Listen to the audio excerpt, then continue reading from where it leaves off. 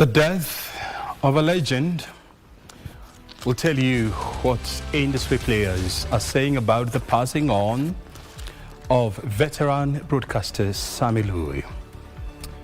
Well, he worked with the Kenya Broadcasting Corporation before he moved on to conquer the world, setting the pace for many upcoming journalists, including yours and only. This is the Prime Edition, and we're coming to you live from our national headquarters here at Kenya Broadcasting Corporation. Plus, President William Ruto has spoken today about the ongoing debate about the 8 laws he signed last week. We'll be telling you what the president is talking about in regard to those 8 laws. Plus, in business, private investors, they want to be given an opportunity to buy government agencies that are not performing. We'll tell you which agencies are these. Good evening and thank you for joining us. My name is O'Brien Kimani and this is the Prime Edition. We have everything from sports, business, and of course to general news. At O'Brien Kimani is my Twitter handle. At KBC Channel 1 is our X handle. We have all these details, but it's coming after the highlights, which is coming up next.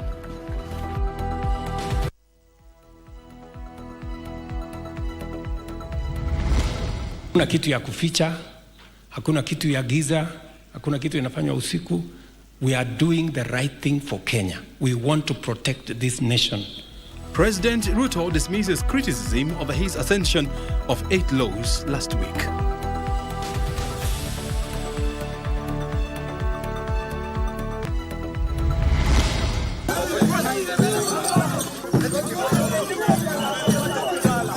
Coming of age. Raila Odinga Jr. installed as new leader of Raila family.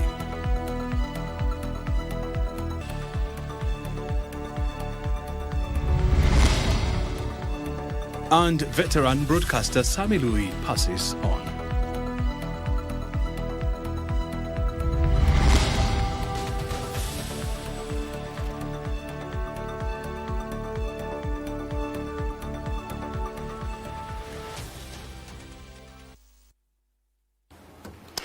And Lucy Maura is my companion on the side of sign language interpretation. President William Ruto has defended the signing of the Computer Misuse and Cybercrimes Amendment and other 7 bills into law. The president says the law has, however, been temporarily suspended by the High Court, is aimed at protecting the population from cyberbullying, religious extremism and terrorism. He spoke during the burial ceremony of the father of Inspector General of Police Douglas Kanja Mzee, Weston Kirosho Kanja in Laikipia County. President William Ruto on Thursday led government officials and leaders in paying the last respects to Mzee Weston Kirosho Kanja, who is the father of the Inspector General of Police Douglas Kanja in Dome, Laikipia County. He taught us the virtues of integrity, great values, and respect to the others.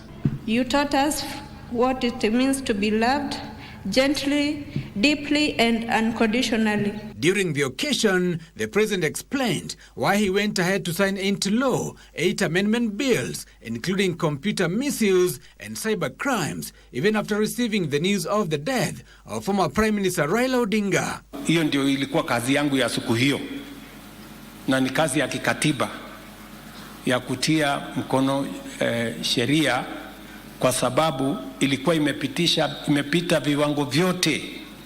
Nikaletewa na speaker. Bahati mbaya tukapoteza waziri wetu mkuu wa zamani. Lakini tayari nilikuwa ofisini kwa hiyo kazi. Hata nilikuwa nimevaa shati, nilikuwa naenda Ukambani kwa mambo ya barabara. In his defense, the head of state said the Computer Misuse and Cybercrimes Act is aimed at preventing and curbing cyberbullying, religious extremism akin to the Shakahola massacre, and access to pornographic content to children, among other vices. Wale wanaendesha hiyo biashara ya kuumiza vijana wetu, mpaka unakuta vijana wengi wana commit suicide, wanajinyonga kwa sababu ya terrorism ile iko huko ndani ya mitandao. Lazima tuwazuie hawa watu. This coming a day after the High Court dealt a blow to the Computer Misuse and Cybercrimes Law pending hearing of the case filed by Kenya Human Rights Commission, Ruben Kigame and Law Society of Kenya. Wale wanatumia mitandao kuendesha ugaidi. We must also stand up to them and protect the nation. 2, to stem the culture of religious extremism and cultic behavior within our religious organizations.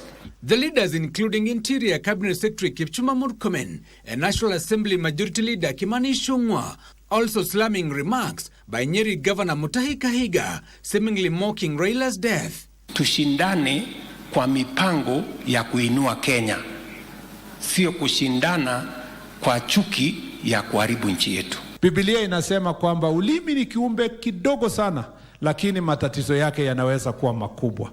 Political leaders were urged to exercise tolerance for unity of the country. Give us Minor Prime Edition. Still on those 8 acts, and the government has defended the presidential assent to the 8 bills that were last week passed by the National Assembly as a prearranged and scheduled process in compliance with strict constitutional, statutory and procedural timelines.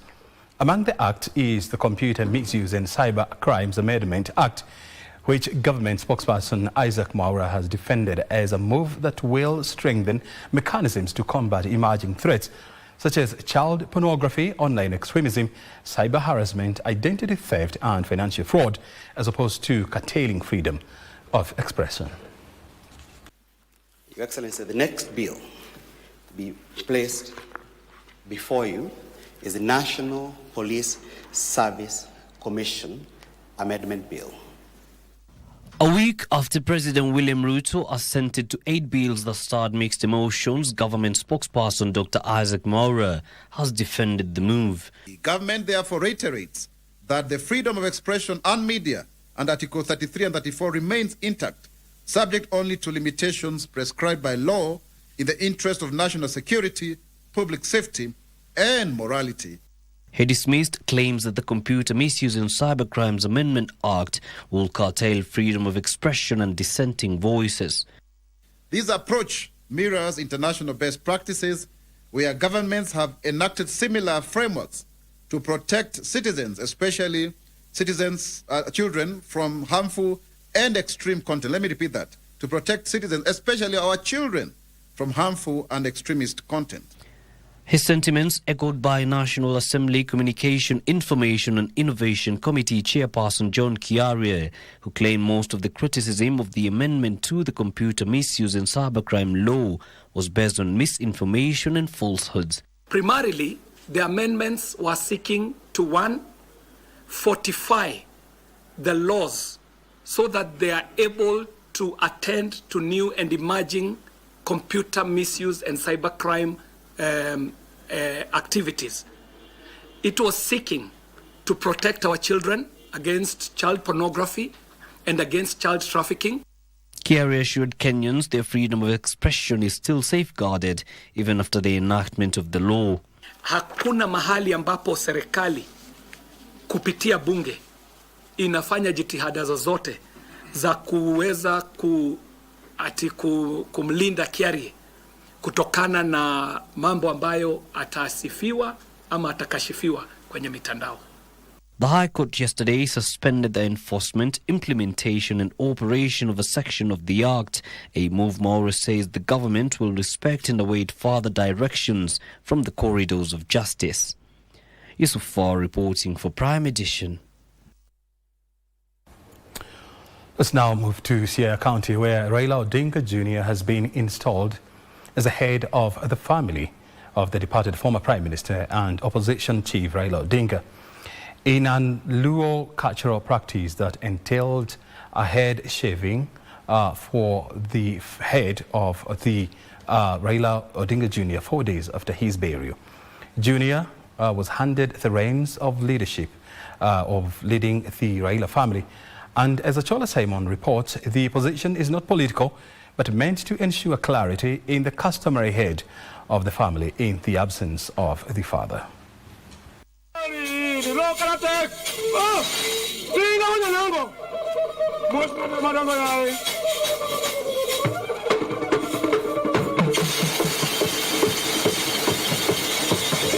4 days after Raila Odinga's burial, the atmosphere at his Opoda farm was upbeat, awaiting the customary installation of his heir as the head of the family. My brother was buried on Sunday last week, and if we count from Sunday to last night, it is exactly 4 nights. And that is in our culture, the 4th night. After the 4th night, that is the day. Now, normally, the funeral ends officially. That honor fell on his son, Raila Odinga Jr.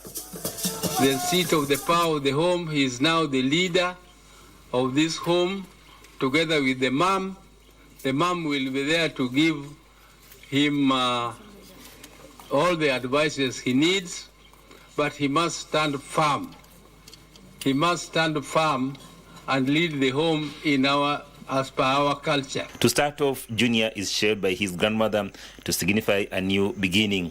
So today we want to give this home blessings, and we want Junior, you to take the leadership and take the mantle, and you will go through the rituals. It will start with some little savings. I know Mama Ida might not want to be saved, but Junior will do a little shaving for you, and then after, and your wife, after that little shaving is done, then you are going to be given the necessary instruments of power. All family members, including the widow Mama Ida, are expected to go through this important cultural practice. After shaving, Junior is clad a special white cow skin used by greatest warriors in the Luo folklore to signify their accession from a prince to the king. This is not political leadership, but this is the leadership of the home. The larger Odinga family, which I chair and which I lead, he is still under me.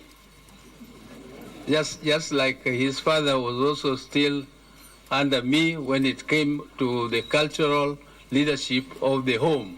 He then puts on a headgear made of the skin of a white Columbus monkey. To crown it all, he is given a shield and a spear as instruments he is expected to symbolically use to protect the family. At the end of the ceremony, he is gifted bulls that, together with his age mates, they use in the Tero Buru ceremony, a symbolic appeasing of gods and chasing bad men away.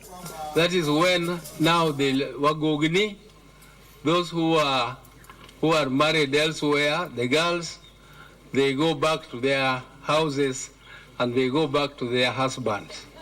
That is when the boys, who should have been spending the whole night, up to last night, they were not supposed to go back to their houses.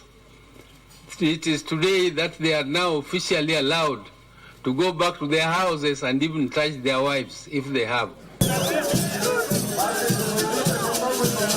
At the conclusion of the elaborate ceremony, Junior and family members are now free to engage in their normal life. Achola Simon, Prime Edition, Kango Kajaramogi, in Bondo, Siaya County.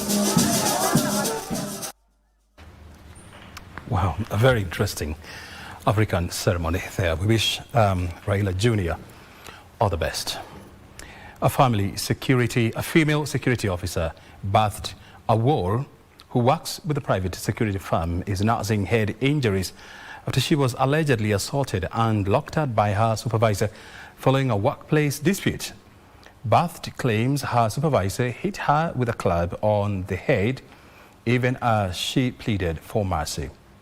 Dr. Isaac Adabwa, the National General Secretary of the Kenya National Private Security Workers Union, condemned the brutal attack, describing the incident as a clear case of employer exploitation. And Adabwa says the union will push for justice and adoption of the reforms in private security, which he says will prevent such incidences in the future. alikuwa ananipiga kichwa, nilikuwa namfuata nikimwambia, "Madamu, usininyime kazi ama unipe pesa zangu niende kama mmenifuta kazi kama hamunitaki." Juu alikuwa ananitusi akiniambia hakuna mahali penye tunaweza tukakupeleka. Sasa nilikuwa nataka tu haki yangu, hata kama angeniambia ukujie mshahara tarehe fulani ningekujia, kuliko kunipiga, ananipiga na hiyo rungu, akinipiga kwa kichwa, huko ananipiga akinipoint na mawe kwa kichwa na kwa alikuwa ananitusi mimi nakaa sura mbaya, hawezi akanipeleka mahali. Jana nilisikia hii information kupitia kwa youth wangu kwa nyumba 10, alinipigia simu akiniambia msichana amepigwa sana, amedhulumiwa na Makini Security, lakini akapiga emergency police wakakuja. Kwanza nashukuru sana Madam Sara Ruta Police Station kushughulikia msichana wetu kumtoa, sababu alikuwa amekaziwa, hangetoka. Nataka nichukue nafasi kushutumu ile incident ambayo imetokea kwa huyu bawabu na supervisor wa Makini Security. Tumekuwa mstari wa mbele kupigia debe mambo ya reform agenda katika private security. Nataka ni apili kwa regulator Philip Liki, the CEO, ya kwamba reform agenda katika private security is overdue. Mambo kama haya inasaibuka kama hiyo regulations inakuwa inafanya kazi. Kuanzia leo tunapeleka huyu madam cadet kwa hospitali afanyiwe decolonization, tujue kwamba hii mapiko yote mangumi ambayo amepigwa mpaka kichwa inakaa kama inataka kuruka, huyu mwanamke ambaye ni supervisor na pia na Tibloi advocate wawili kuhakikisha kwamba hii mambo haki yake imefanya nini, imetendeka. Public stakeholders continue submitting their views regarding the proposed government-owned enterprises bill that seeks to establish regulatory systems for government-owned enterprises. Appearing before the National Assembly Finance Committee, Ichiban Tax Advisory Company opposed the proposed legislation, saying it is a duplication of the goals spelled out in the State Corporations Act without introducing any fundamental reforms. We Care, a community-based organization, on their part called for more involvement of the public in the sale of government-owned enterprises. Paragraph I, for the CS to publish the annual performance and audit reports of the said government-owned enterprises publicly. Why we are recommending this is because we feel this will promote transparency and it will ensure compliance of the Section 80 of the Public Finance Management Act, which requires the CS to issue annual financial statements of the same government-owned entities, which will now be called enterprises through this bill. We are seeking indulgence of the committee by asking the consideration for performance evaluation framework to include citizen feedback mechanisms, e.g. status reports, performance scorecards, and surveys. So the separations of these state entities is, we don't find it justifiable, and we see that it would be a costly measure, especially to the taxpayers, and therefore our recommendation to either move the state corporations entirely into the government-owned enterprises bill, or to refrain from passing of this bill and to allow the state corporations to proceed with this work. You're watching the Prime Edition. Our first break is coming up next, and thereafter I shall be telling you why the media fraternity is mourning the passing of a veteran.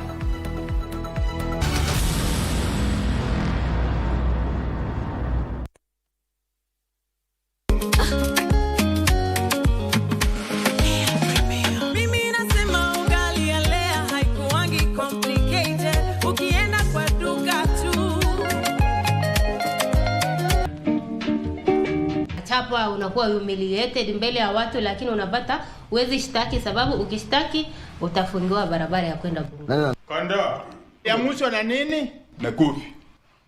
Na katika ulimwengu ya kiroho, unajua litwangwa hiyo kofi ni Mikaeli.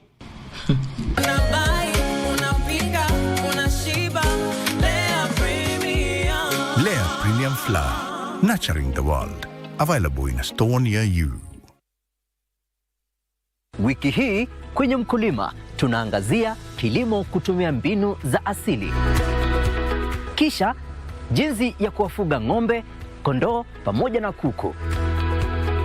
Hawa wanyama wako na challenges mingi pia. Kukua na wao inabidi ujipange. Kwanza majani, unafaa kuwa na majani ya kutosha, wanakula vizuri. Una make sure ni huko mahali wanalala ni kusafi.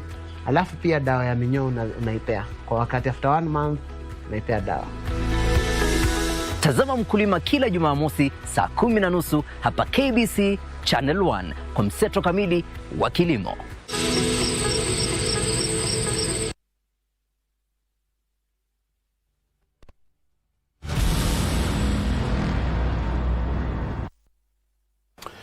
Welcome back. Experts in the care economy are urging the government to fast-track the enactment of the Kenya National Care Policy to provide a clear framework to support caregivers, promote gender equality and drive investment in care infrastructure across the country. Speaking during a precursor event to the International Day of Care and Support marked annually on the 29th of October, they said the policy is crucial in recognizing, valuing and remunerating unpaid care and domestic workers. The majority of those doing care work, where entrenched social beliefs continue to perpetuate inequalities. We believe in a just economy, and the just economy also encompasses the women who ideally are never mentioned, or women who are considered to be in formal economy, where the injustices around the labor issues is actually very prominent. A study by Oxfam Kenya on social norms on paid and unpaid care infrastructure conducted in Nairobi, Mombasa, Nakuru and Kiambu counties explored experiences of women aged 65 years and above, girls under 18 years, migrant domestic workers and special interest groups engaged in care work. Its findings show that social norms and stereotypes continue to confine women to unpaid care roles. Still, men don't consider childcare to be one of their key work because, culturally, the childcare issues are left for women. So now we don't have a lot of men engaged in childcare issues. The report also recommends stronger enforcement of existing labor laws, establishment of a national database for domestic care workers, and community sensitization to dignity care work. They, however, want the Kenya National Care Policy enacted and Employment Act amended to ensure both paid and unpaid domestic care workers receive fair compensation. In Kenya, when we are looking at all the different things, there has been a focus on policy. So ideally ensuring that we are able to develop policies and implement these policies that are able to recognize and reduce unpaid care and domestic work. Proposing an amendment to the Employment Act, and this amendment includes, advocating for domestic workers so that they can be included in this, the Act, and also to have them, and while this support is given to them, they will be able to generate revenue for the country. Ahead of the International Day of Care and Support celebration set for 29th October 2025, advocates in the sector say that care work is not just a household responsibility, but also an economic pillar that deserves investment and fair reward. Doreen Arange for Prime Edition. Veteran broadcaster Sami Louis Wangondu, a familiar voice in many Kenyans, has died. The news of his passing was confirmed by his son, Chris Wangondu, on the afternoon of Thursday, October 23rd, 2025.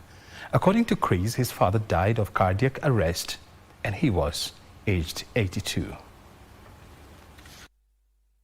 According to his son Chris, the longtime journalist and former state events master of ceremonies passed away at his home in Subukia, Nakuru County. He had been in general good health, the occasional cold, flu kind of situation. But otherwise, as you well know, he looked very good for his age, and he was a very active person. The report says that he had a cardiac arrest in the morning. Yes. And he was found by one of the workers. I said, can you try and wake him up? He was unresponsive. So I said, can you try and see if he has a fever or temperature or anything? So when the person told me that he's cold, then I knew that definitely this is not a very good sign because the warmth has gone from the body. So when I got a call from my uncle and he told me, have you heard? And I said, have I heard what? About your dad? I said, yeah, Dad's not been feeling well. I said, no. I have lost my brother and you have lost your father. His fellow assassin, Police Constable Satwan Singh, was executed in January last year. Sami Lui began his media journey at the national broadcaster, Kenya Broadcasting Corporation KBC, specifically in the English service, and later joined Kenya Television Network KTN. We mourn a great legendary icon who will be forever remembered, having worked at KBC and KTN, where I briefly worked with him at KTN, and then later on, of course, worked together in the formation of the iconic Broadcasters Association.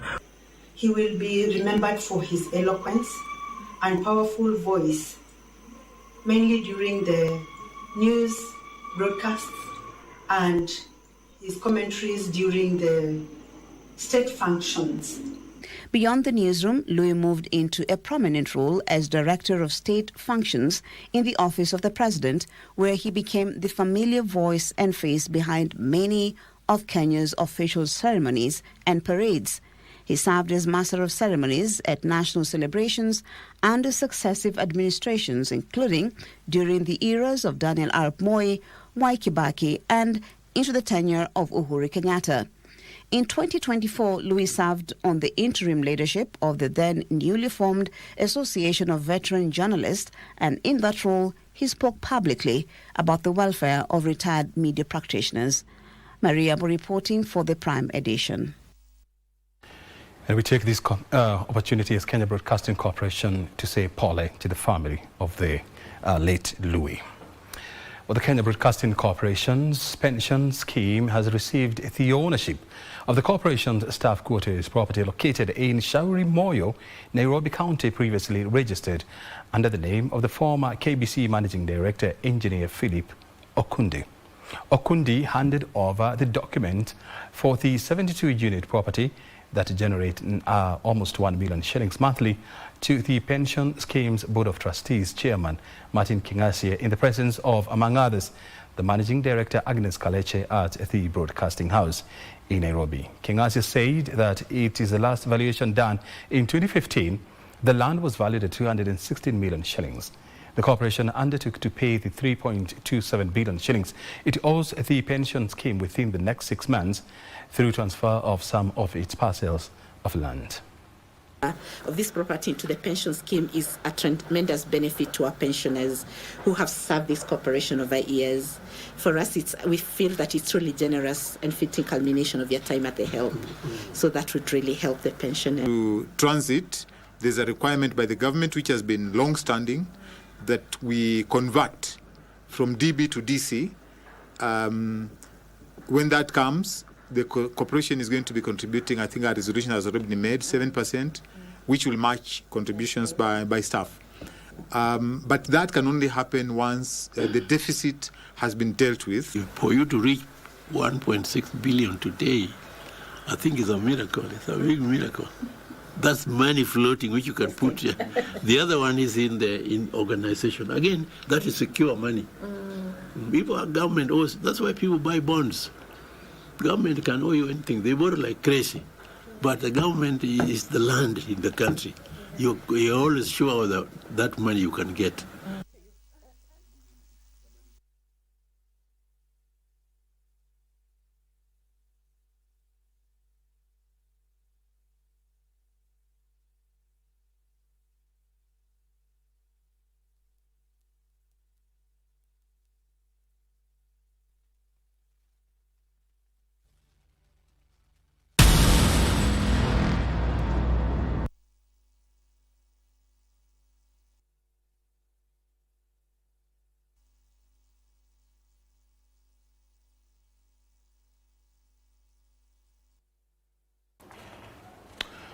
Elsewhere, the Cabinet Secretary for Environment, Climate Change and Forestry, Deborah Mulongo, has urged stakeholders to embed environmental considerations in every health plan, agriculture policy and every urban development blueprint and every education curriculum.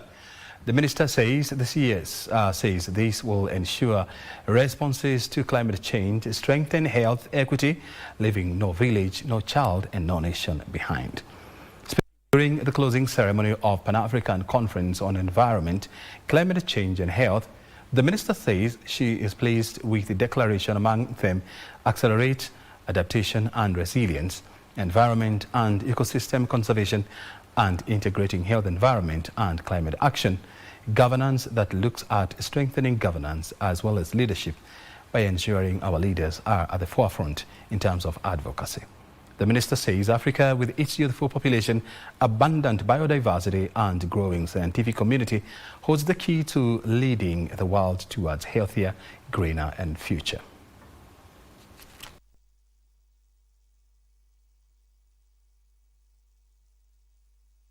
The challenges of environmental degradation, climate change and public health are deeply intertwined. The time for silos is over.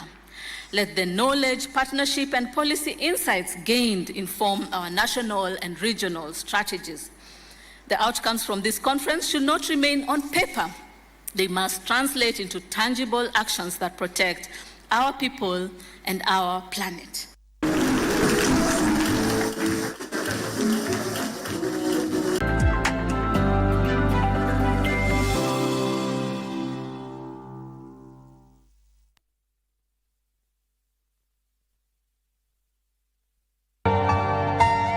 Mara ya kwanza nilikuja nikiwa mgonjwa na kwa sasa nimefanya operation.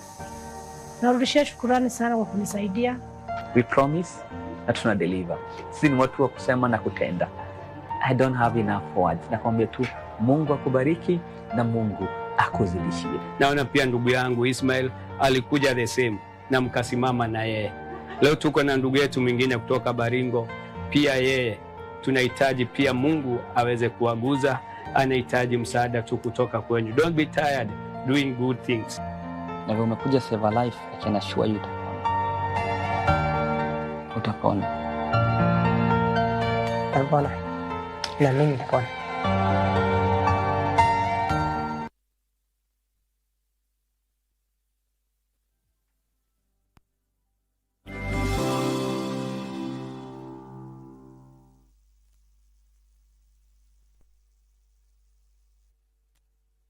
Let's go now down into the business world, where Prime Cabinet Secretary Musalia Mudavadi says plans are underway to review export duty to ensure Kenyan produce are price competitive in key markets. Here is Benson Rioba with the details.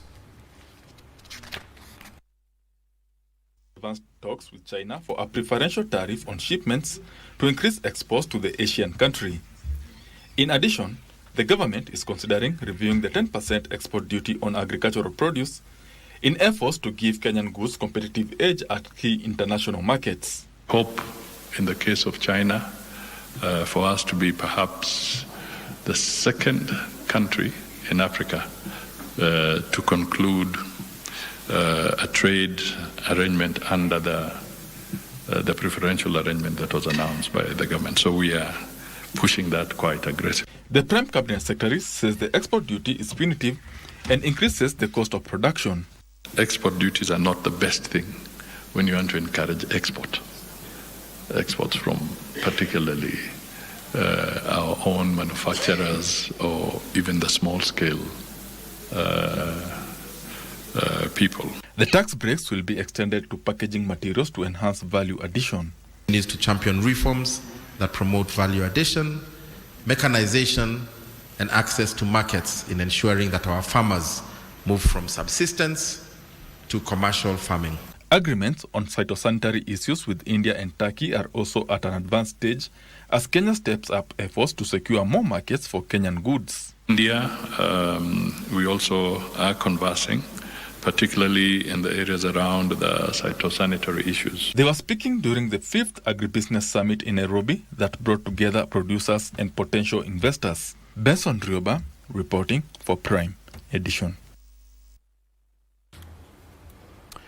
Only applicants that appear physically for the National Youth Opportunities Towards Advancement, better known as NYOTA nationwide verification exercise on October 24th, will be allowed to continue with the next step of the recruitment exercise. MSME's Development Cabinet Secretary Wycliffe Oparanya says this is a crucial step in weeding out underserving applicants before the disbursement of the Business Support Grant. There will be a nationwide verification exercise for the National Youth Opportunities Towards Advancement project tomorrow for pre-selected applicants in the business support component of the program. About 100,000 youth are slated to receive 50,000 shillings each to support their businesses. People have to see you grow and support you. And even other business people who are already established, they have been put into this program to mentor you to move on.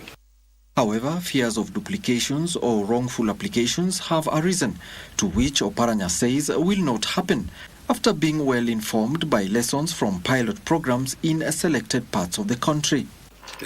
Because it's a digital exercise, but we discovered when we did the pilot that there are people who are cheating. It is meant for those who have reached Form 4 and less, but in some cases you find that even universities students are applying, so they are not eligible. But they don't disclose that they are actually university. And that's why now the chiefs and assistant chiefs are closely involved because they know them. University education level, more than 200,000 of them showed up. But you see, we have other existing initiatives, for example, Youth Enterprise Fund, Women Enterprise Fund, Kenya Industrial Estate, all that are supporting applicants that have shown entrepreneurial intent. In the one-day-only program, the government says the physical validation exercise seeks to confirm the authenticity and eligibility of applicants, ensuring that only genuine and qualified youth are selected to benefit. The validation process targets to verify education levels, employment status, gender, and disability, while also confirming that applicants are available to participate fully throughout the project cycle.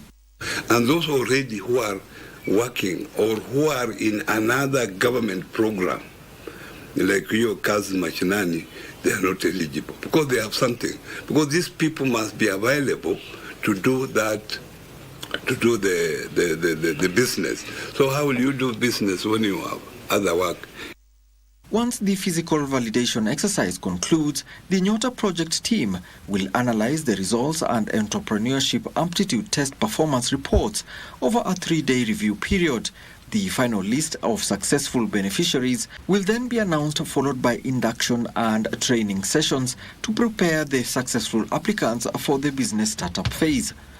The Nyota project seeks to support 820,000 youth aged between 18 and 29 years and up to 35 years for persons with disabilities across Kenya. Alan Auko, Prime Edition. And the private sector is calling on the government to improve the working conditions and, of course, to help in reforming some of the agricultural institutions.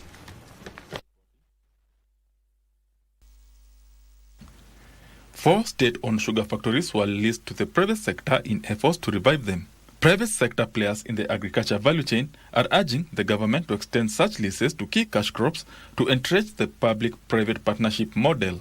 Agriculture Sector Network Chairperson Bimal Kantaria says a number of government-owned agriculture facilities are dormant despite availability of private equity to revive such facilities. Years ago, the government stepped out of the sugarcane sector, and all the mills are now being privatized. What is fascinating is this year I think we're going to be sugar sufficient. We might not need to import that much sugar. Next year we're hoping that these millers who are now all private sector owned will export sugar. This hasn't happened since the 1970s. Kantaria is also challenging the private sector to play a more pronounced role in the creation of conducive policies that will increase investment in the agriculture sector. Big banks like Cooperative Bank, Equity Bank, KCB have also got a lot of people on the ground training farmers on finance in agriculture. So the private sector is doing their bit, but again, county governments need to do their bit as well. Farmers are advised to structure and formalize their operations to easily attract support from the private sector. Our approach to supporting agriculture in Kenya is where we work with farmers who are doing the production, but we have to link them either with aggregators, which some of them could be their cooperatives, or private aggregators that are off-taking. Benson Rioba reporting for Prime Edition. Well, time now to discuss how to enhance public service delivery at the county level.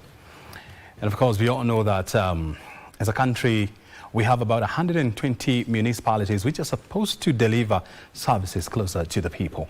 But the question is, are they doing this, and what are the challenges they are facing, and how can they be addressed? Joining us tonight is Wanyonyi Buteo. He's the chairperson of the Kimilili Municipality and also the chair of Cities and Municipalities Forum here in Kenya. Thank you very much indeed, Wanyonyi, for joining us here. Thank you, Brian, for having me. How would you describe the state of municipalities here in Kenya? Permit me, first of all, to, on behalf of the municipality leaderships in the country, convey our condolences following the loss of the father of devolution. Very well. We send our message, and I think it's just opportune that I do that again. Now, we have 120 municipalities chartered in the Republic of Kenya today. Ideally, the recreation of the Constitution. Yes. Article 184 of the new Constitution for Kenya anticipated that there will be 3 levels of government. So there's the national government, the county government, and then municipalities. Municipalities were supposed to have been defined by an act of parliament within 8 months after promulgation. Yes. This was done in 2011. 2011 with the Urban Areas and Cities Act. Yeah. That establishes these municipalities. So to answer your question, devolution will be actualized if municipalities indeed serve their purpose. And the functions for the municipalities are captured in the charter, which is prototype. It gives the mandate, 19 functions that the municipalities are supposed to do. 19 functions. They are functions that indeed will make real the meaning of devolution. So these functions range from land use, land planning and all this, garbage and waste management, roads, supply of water and all this. So the functions are so compelling that if municipalities indeed function, then the effect of what is dreamed and contained in the dream for devolution will be actualized. Why do we have 120 municipalities, and how many more can we accommodate? There will be as many as the population allows, in the sense that the future is actually urban. So the urbanization and urban growth is the in thing. So every population will cause the agents to have a municipality. So for example, in Kiambu, we have 12 municipalities. 12. In Bungoma, for example, we have 2 as of now and 2 others on the way coming. And Bungoma County is much bigger than in terms of yes. area So size. the establishment of municipalities is premised on the population of the urban areas. So these towns, depending on the population, then they will warrant the establishment of a municipality. So it's all dependent on the population of the that population of the urban areas. That is how the municipalities are established. How many municipalities do we have in Nakuru County? We have 5. 5. There is Nakuru City, which is a city on its own. Yeah. Then we have Molo, we have Gilgil, we have Naivasha, and I think another one. Yes. How many more would you have in a place like Nakuru County? There will be, for example, in Kiambu, every constituency is a municipality. In Kiambu? Yes. It is more about the numbers, the numbers that will warrant the establishment of this. So, why is it that then that how many years? 14 years since the Act was passed, the Urban Areas and Cities Act. Why is it that we have 120 municipalities? Why don't we have more? Why don't we have 1,000, for example? The bigger reason why I think it's a privilege for me to, on behalf of the municipalities, to appear on this program. Yes. There has been an issue of implementing the constitutional imperative. There's been an element of lack of information about the operations of municipalities. It is more about transfer functions. I'm sure you realize 15 years down the line, county governments still have a feeling that the devolved functions are not completely devolved. And even the ones that are devolved, they have not been fully funded. Yes. So the national government still has functions, part of the functions that are devolved retained there. So the county government also have functions meant to be executed by the county government, the municipalities, still retained. So the refining of the devolved system is what I think we're still working on. And we borrowed richly from the South African experience. Yes. The national government in South Africa is one level of government, provincial governments is the other, and then they have 243 municipalities. Double our number. Yes. So the idea is, if municipalities are allowed to work, then we expect innovative and enhanced service delivery done to the benefit of the citizenry. Because so who wouldn't want this act to be implemented? Is it the county government or the national government? I don't think there is any one person that will be held culpable for the reluctance to. For example, the national government is desirous to have devolution work. But the devolution experience is work in progress. The county governments, and we are appointed by the governors. Yes. Our delivery completely has a bearing in the delivery of service by the county governments. For example, so even delivery of services at the municipal level is driven by the governor, who is the appointing authority. Yes, you know, the municipalities are not standalone. They're a creation of that constitution, and they're appointed by the governor. So, for example, in the case of Kiambu, where there are 12 municipalities, revenue collection has shot from 800 million to about 5 billion. When the municipalities are allowed to get involved in revenue collection. So revenue collection as a function done with the support of municipalities is boosted. And so where in Mutwapa, for example, where functions have been allowed to be done by the municipalities, service delivery has been enhanced. Mutwapa? Yes. That is in Mombasa County? In Kilifi. I mean in Kilifi County, Yeah, if you go to Murang'a, Murang'a municipality is performing because many functions have been allowed to be carried out by the municipality. So the idea is there are issues that require to be done in terms of enhancing capacity. And what are these issues?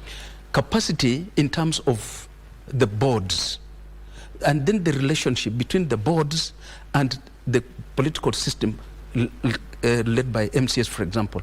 So the MCS in some areas feel like the municipalities are taking up what is supposed to be theirs. Is that true?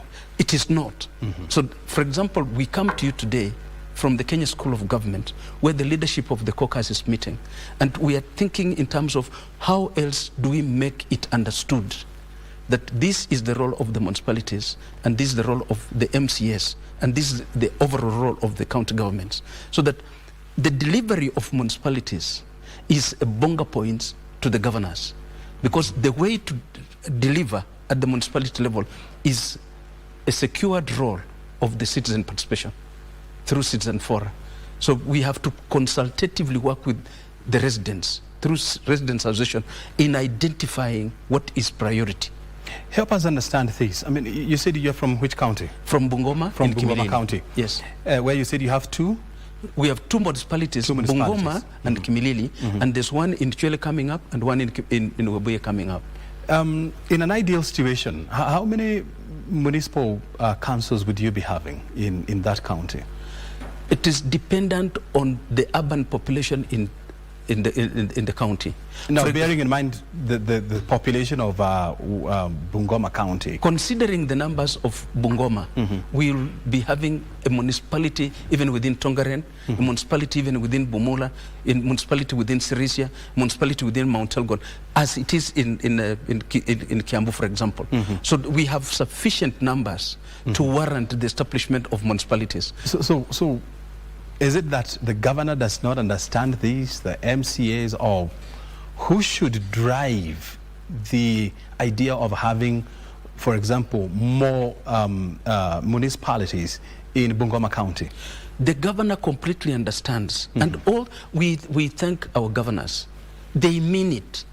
But you know, creating a system and making it work requires some process in terms of capacity building in the leaderships where we are, for example. We're talking about 14 years since this act was passed. You know, how many more times do we need? It is not a switch-on process.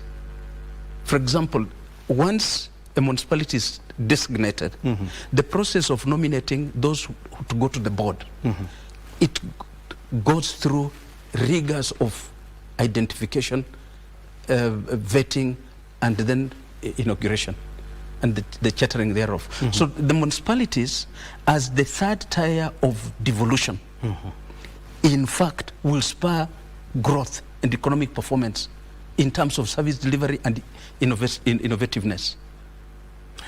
How thin do we ring fence the process or the roles of municipal councils? And number two, how do we make them effective? And yes, they may be under the political establishment of that county, but how do we make them more efficient?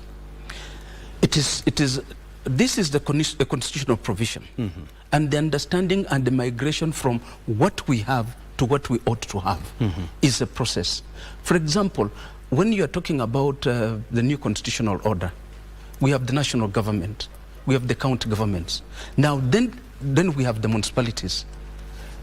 The functions of the municipalities are supposed to be understood, and we regret, for example, maybe the caucus that we now lead has not come out as it ought to make people understand that service delivery in our municipalities is a function of the municipality boards. And the municipality boards, therefore, must be more proactive in terms of dealing with the functions. And the transfer of functions, including the on-source revenues, is a function that the county government has to let go.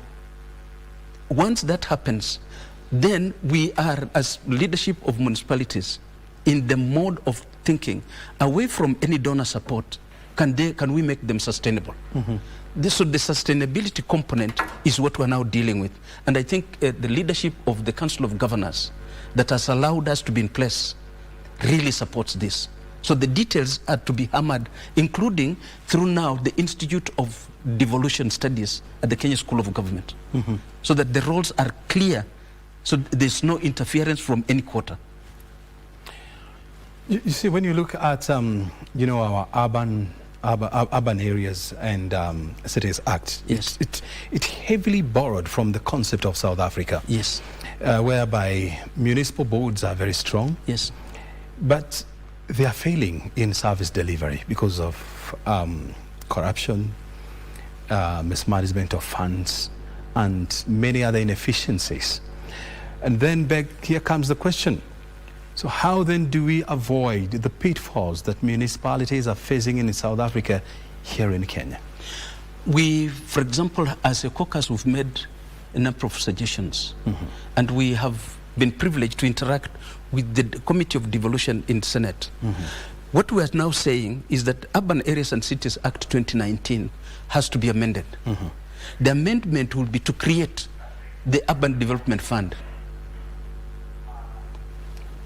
So that an urban development fund, akin to what we used to have as LATIV, be put into place. Remember, urban development fund. Yes, to be administered by who? Municipalities. So that the disbursement to municipalities is done by the exchequer. Remember, not the counties.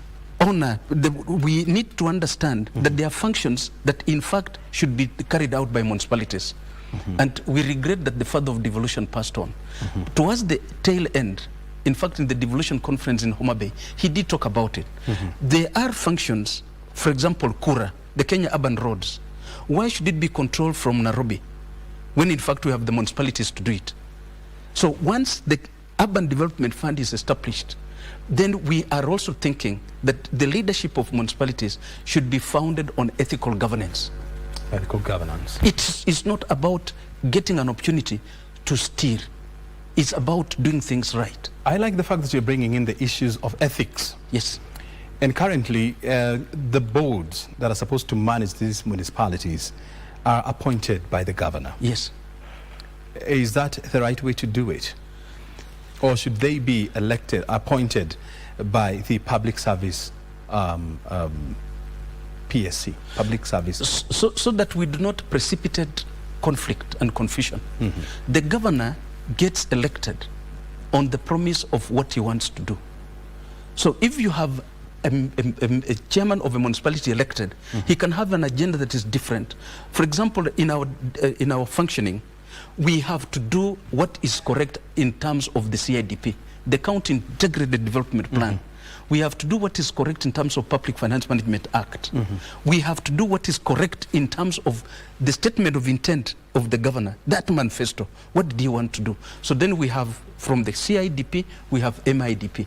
We have to zero down on what is planned for the county and how do we do it at the municipality level. So therefore, as it is, there is no problem in terms of our being appointed by the governors. What we are supposed to do is to implement what is agreed upon at the county level. So we mirror it at the municipality level. Yes. I want you to respond to this question once we come back. How independent should municipality boards be? You'll be responding to that question when we come back. If you're just joining us, we're having a good conversation here with Wanyonyi Buteo, the chairperson of Cities and Municipalities Forum here in Kenya. He's also the chair of the Kimilili municipality in Bungoma County. And he's joining us tonight so that he can help us understand how do we make municipalities to be engines of socio-economic transformation here in Kenya. You're watching the Prime Edition. We're taking a short break. We are coming back with more conversations. Stay right here.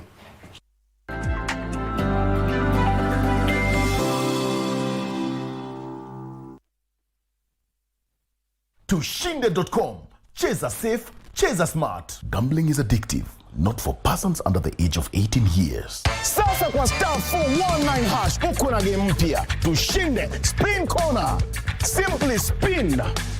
Kisha ngoja, na kwa entry moja unaweza angukia na uspin hadi mara 3 na ikigonga 25,000 na kufikia instantly. Cheza spin corner sasa hivi kwa star 419 hash option 4.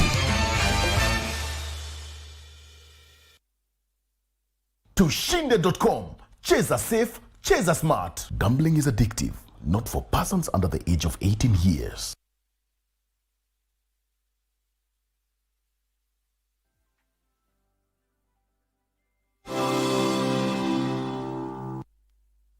Welcome back. Watching the Prime Edition live from our national headquarters here at Kenya Broadcasting Corporation. I mean, we're in the company of Wanyonyi Buteo, the chairman of Kimilili municipality and also the chair of the Cities and Municipality Forum here in Kenya. Before we went for the break, I had a question for you. How independent should municipal boards be from political interference and political manipulation by county leaders? The charters that govern municipalities presumed that municipalities will be semi-autonomous. It's presumed that? Yes.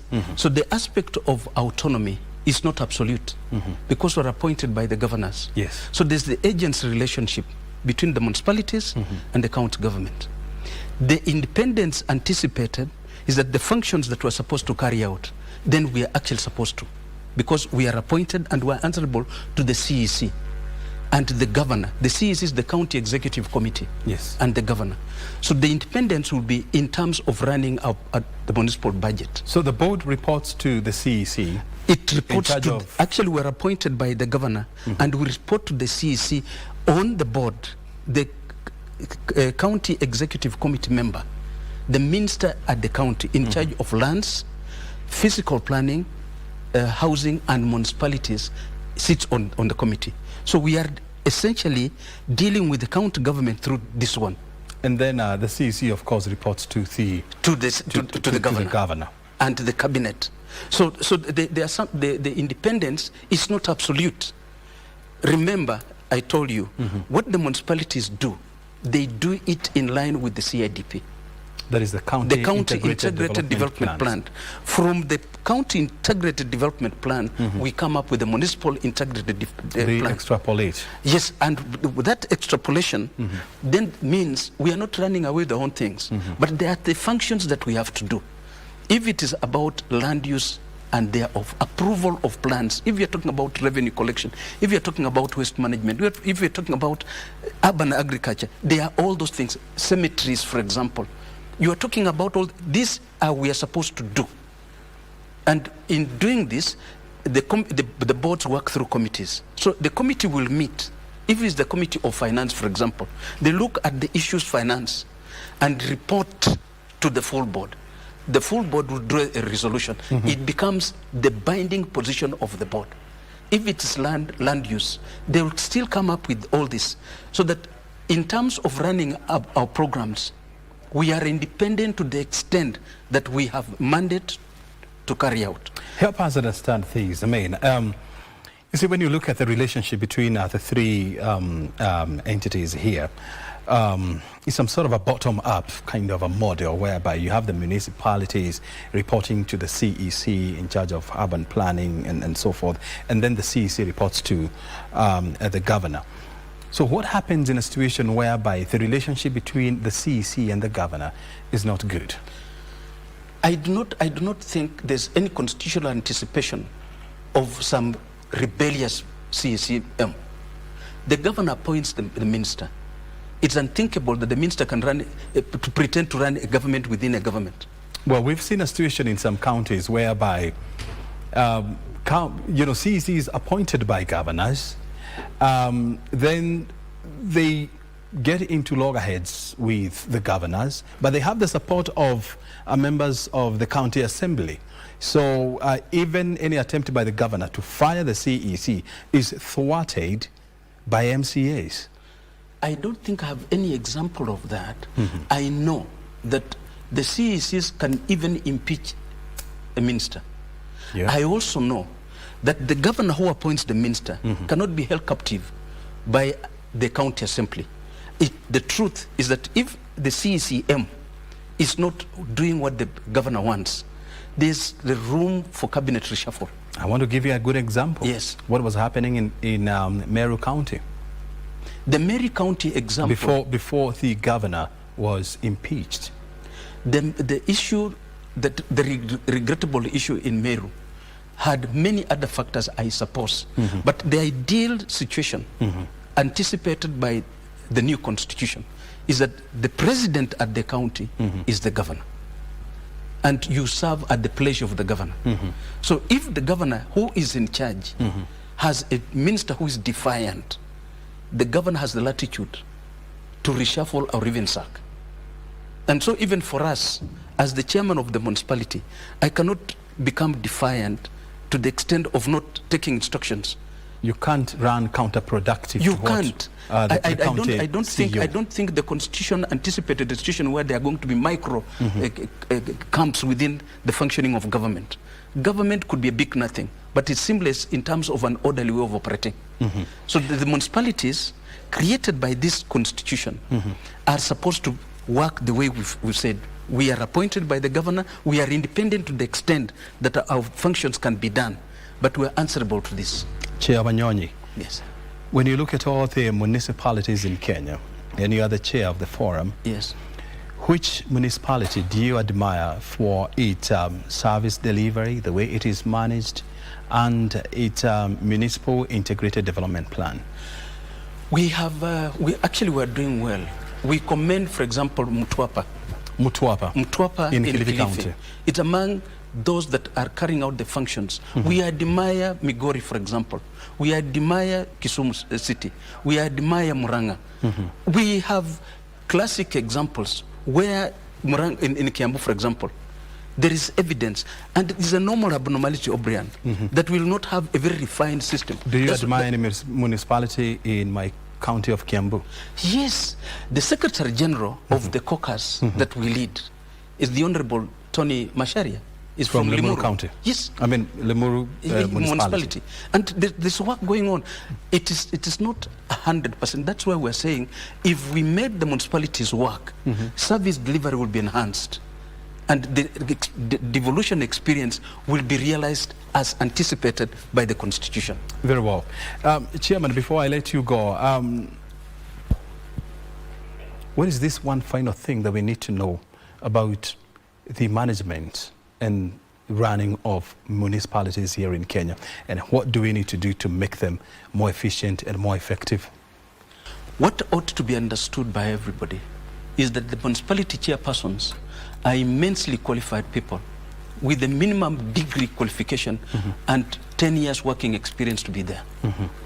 The members sitting on the boards are men and women of great honor, having satisfied chapter 6 and 10 and gazetted and sworn in.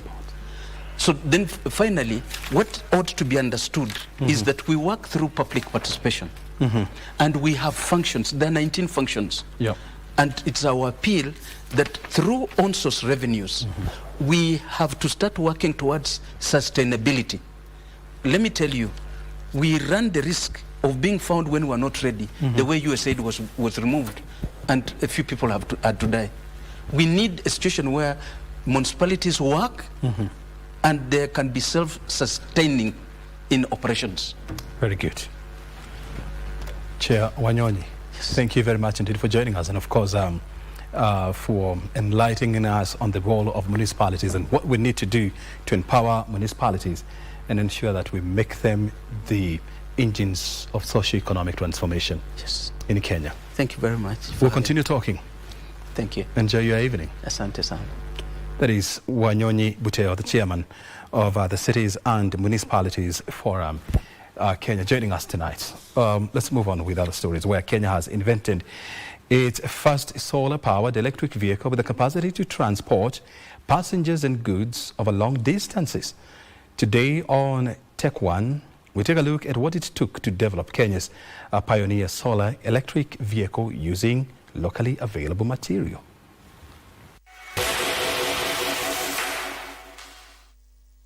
As of May 2025, the National Transport and Safety Authority, NTSA, reported that Kenya had thus far registered over 9,000 electric vehicles. But these vehicles are majorly imported, with foreign markets as seen as pioneers of electric vehicle manufacturing. However,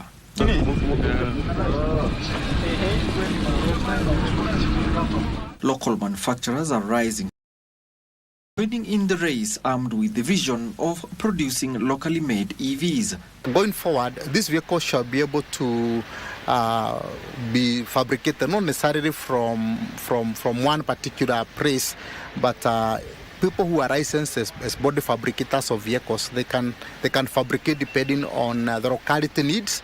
This particular prototype solar EV, developed by Eco Mobilis, uses these solar panels on its roof to harness the sun's energy and then tops up lithium-ion batteries on the base of the vehicle to store up charge every other time. So when the vehicle is turned on, the display on the dashboard shows parameters. The charge controller on the solar panel assists other auxiliary functions such as the horn, wipers and lights. The controls on this vehicle includes a brake and an acceleration pedal. Without an engine, it lacks the use of a clutch system entirely. Paul Waweru, the Chief Operating Officer at Eco Mobilis, demonstrates the ease at which motion is achieved. Now I'm turning the key. So now the vehicle is on. If I disengage the handbrake like that, so I just need to, press the accelerator a bit, and the vehicle starts moving. This notwithstanding, local manufacturers say the EV development journey presents what they say are gaps that can still be filled to assure the growth of the local EV manufacturing industry. In an ordinary factory, you are likely to face a lot of challenges, including high tariffs on electricity and other resources that are very important for you to be able to build such a vehicle. Again, we are looking at the question of financing because we need a lot of financing. This venture is extremely expensive. Companies like Eco Mobilis say they are still optimistic about the future in local manufacturing. Kenya is making stride in e-mobility adoption. However, issues like that of the e-mobility draft policy is yet to capture the local essence of local manufacturing of e-mobility vehicles. Alan Auko, Tech One.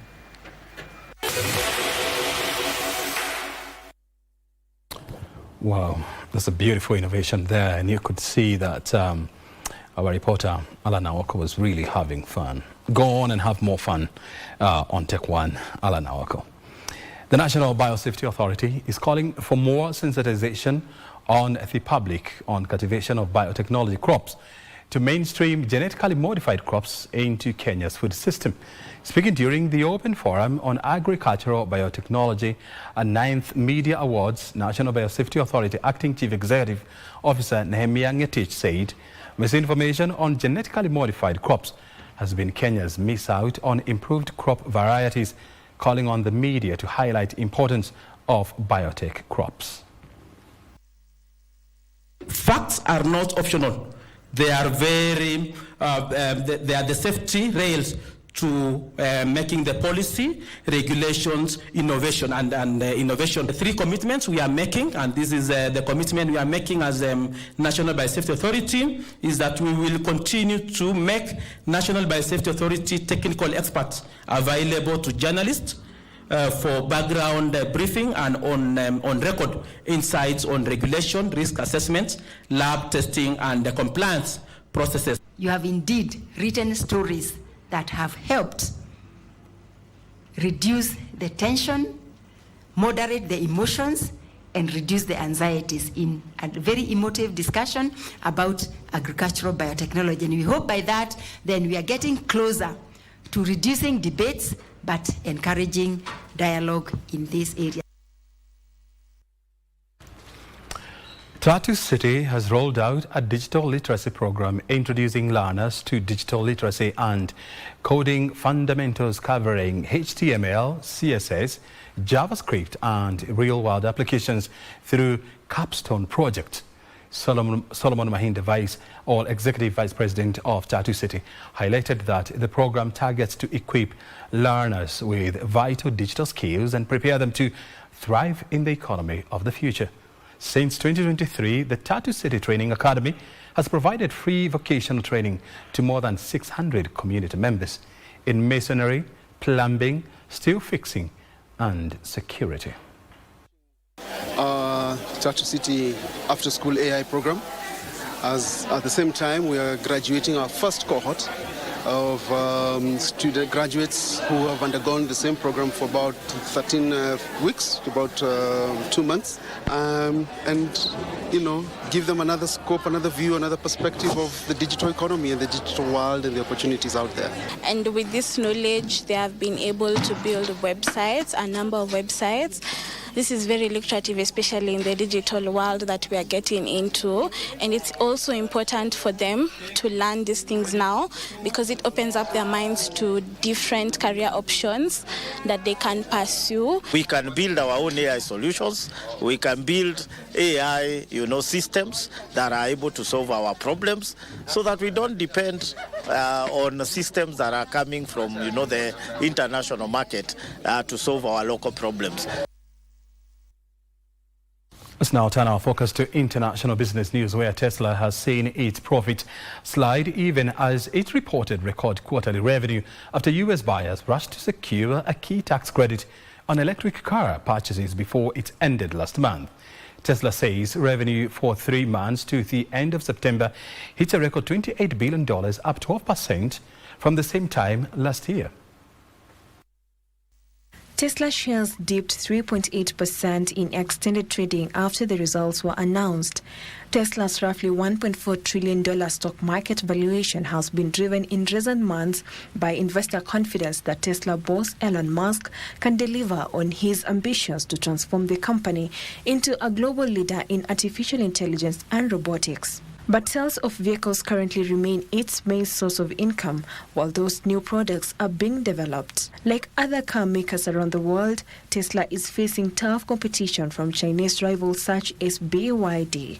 Elsewhere, Metlin Energy and Metal chairperson Evangelist Miscellaneous says the tide is turning after a rocky period after Brexit, when the London Stock Exchange looked unattractive. His comments are in contrast to recent widespread concern about the steady outflow of some big-name companies from UK markets, particularly to the US. However, Miscellaneous says high energy costs were an obstacle to European and UK customers Politicians had failed to be honest about the cost of the energy transition.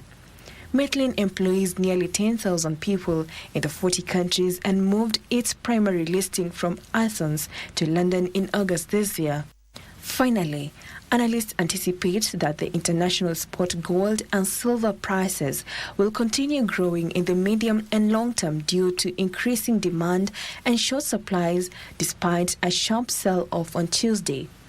Gold and silver experienced a sharp sell-off, causing large price drop on Tuesday. The international spot gold price ounce plunged more than 6%, falling under $4,100 per ounce and marking the steepest single-day drop in 12 months. The price of spot silver ounce declined by over 8%, dipping below $48 per ounce, which posted its biggest one-day loss since 2021.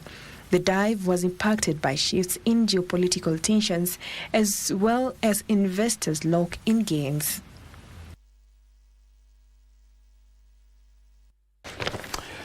We've taken you through general news as well as business, and time now for us to go sporty. And Wahome is in the house, who will be taking us through the sport news after the break.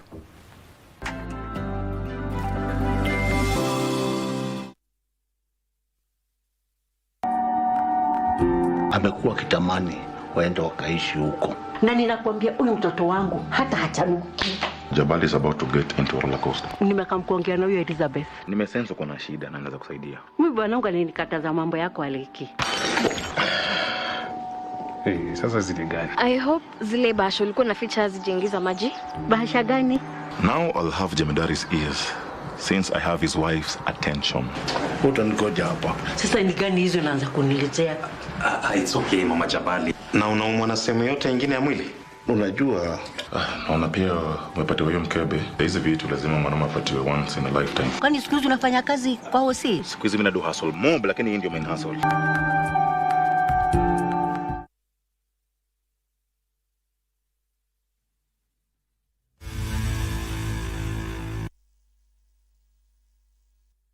A very good evening to you. My name is Daniel Wahome and welcome to Prime Edition Sport.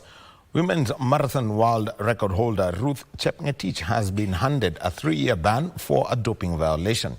The Athletics Integrity Unit, the AIU, announced today that the Kenyan star admitted to breaching anti-doping rules after testing positive for a prohibited substance. Chepngetich had been provisionally suspended back in July for testing positive for hydrochlorothiazide. The IU says the runner acknowledged the presence and use of the banned substance, leading to the official sanction. Chepngetich made headlines last year when she shattered the women's world record at the 2024 Chicago Marathon, finishing in 2 hours, 9 minutes and 56 seconds, nearly 2 minutes faster than the previous mark.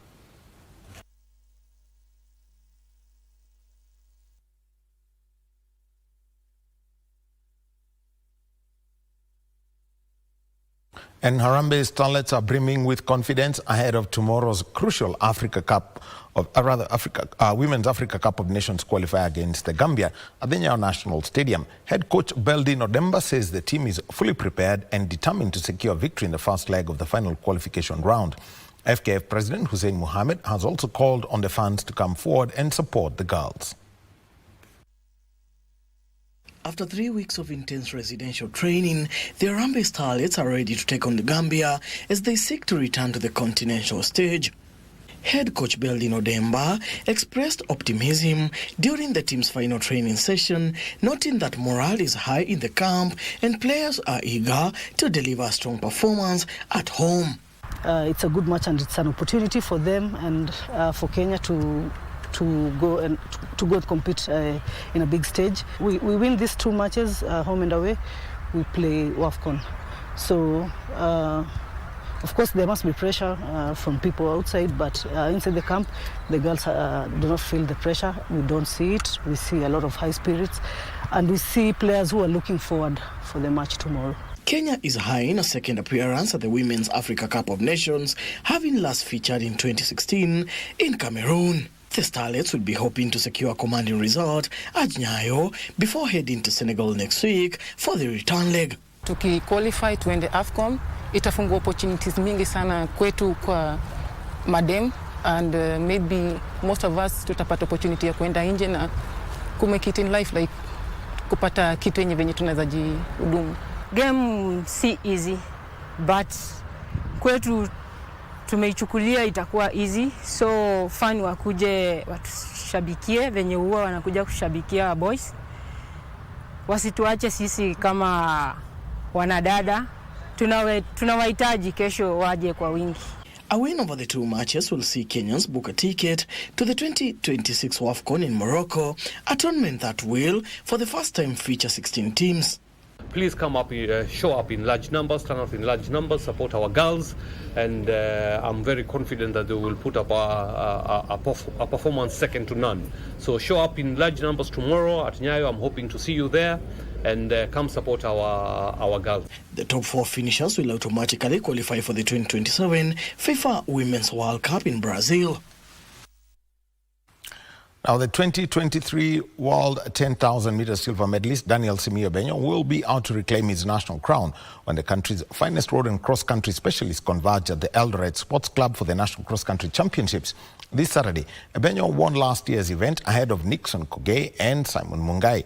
Other strong contenders include, among others, Ishmael Kipkurui Rokito, South Rift's Benson Kiplagat, and KDF's Emmanuel Kipchumba. The women's race will feature Maureen Jepkoech Bor of Kenya Police, who will be out to improve on her runner-up finish last year, while brilliant Jepkorir Kepkoech took the women's crown. The event will also double up as the Athletics Kenya selection trials for the World Cross Country Championships set for the 10th of January in Tallahassee, Florida.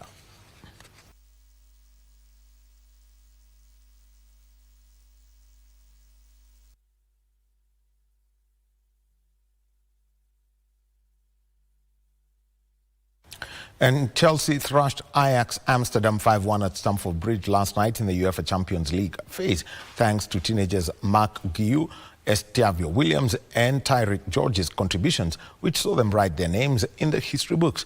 19-year-old Mark Guiu went into the score sheet first in the 18th minute before Moises Caicedo doubled the lead after Ajax went back home to rethink their strategy with a consolation goal from Wout Weghorst.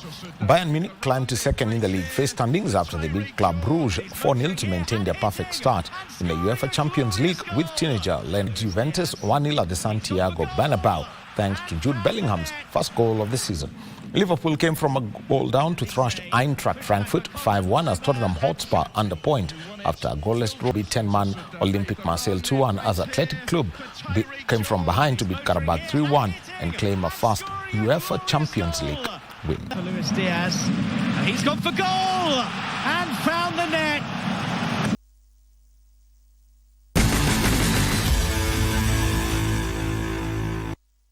And that's the sport for tonight. I'll be handing over back to O'Brien Kimani.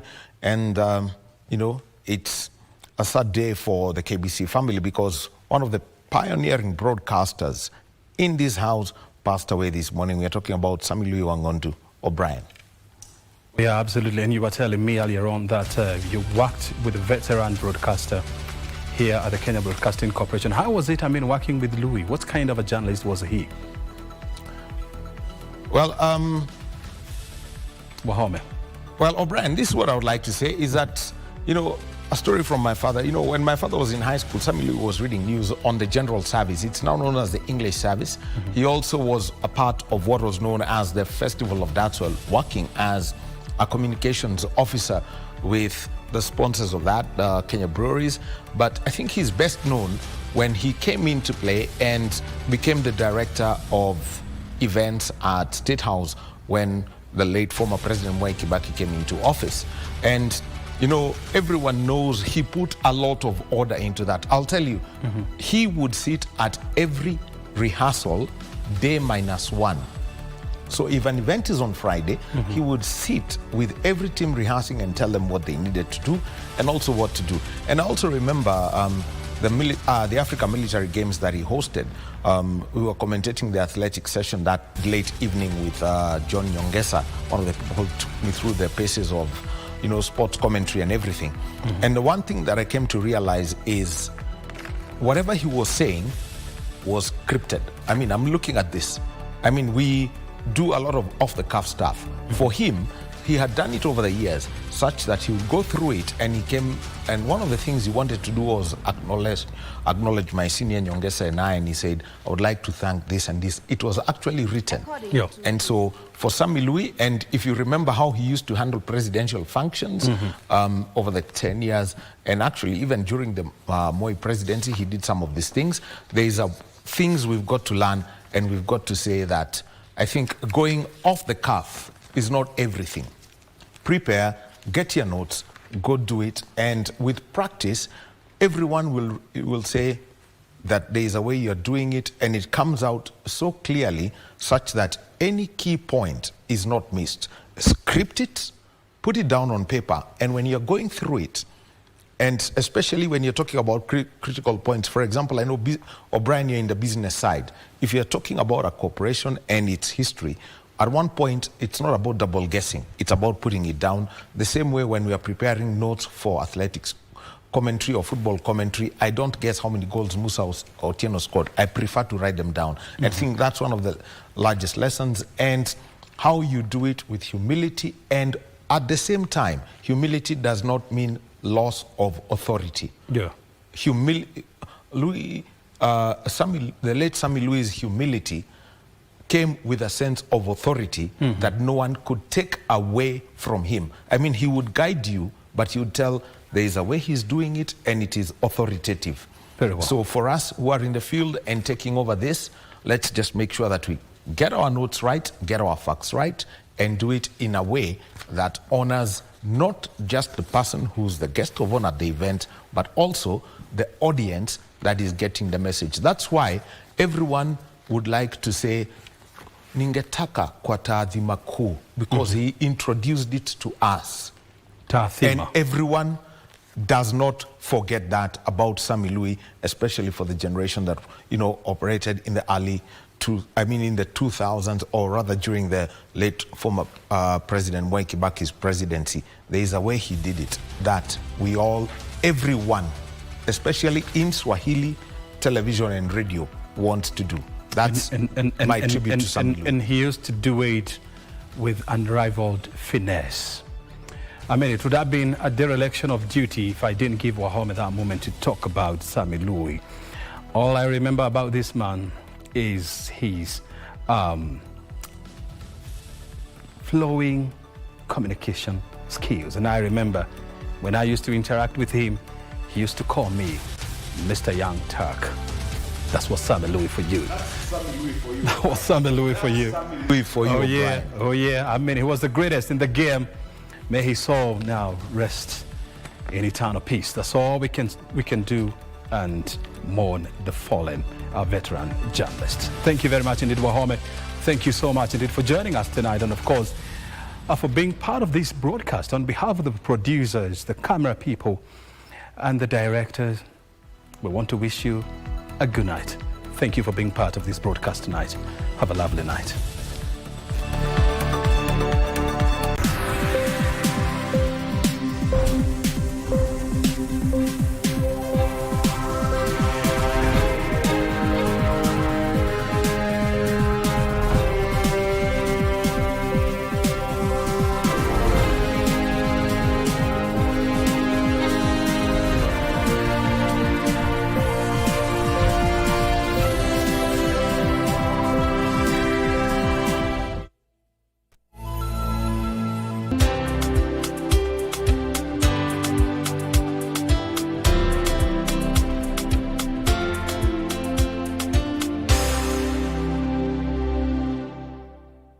Tushinde.com.